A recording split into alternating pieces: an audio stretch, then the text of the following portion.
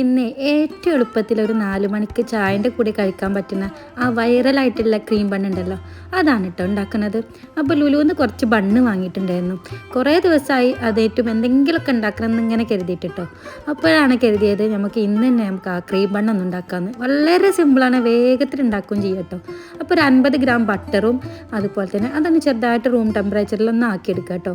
പിന്നെ ഒരു 5 table spoon പഞ്ചസാരയും 6 ടേബിൾ സ്പൂണ് പാൽപ്പൊടിയും അതുപോലെ തന്നെ നമ്മൾ മെൽറ്റ് ചെയ്ത് വെച്ചിട്ടുള്ള കുറച്ച് ബട്ടറുണ്ടല്ലോ 50 ഗ്രാം, അതും അതിലേക്ക് കുറച്ച് ആവശ്യത്തിന് കുറച്ച് പാലും കൂടിയും കൂട്ടിയിട്ട് നമുക്കിതൊന്ന് മിക്സിൻ്റെ ജാറിൽ അടിച്ചെടുക്കാം കേട്ടോ. അപ്പോൾ അതാ ഇതുപോലെ ആയി വരുമേ.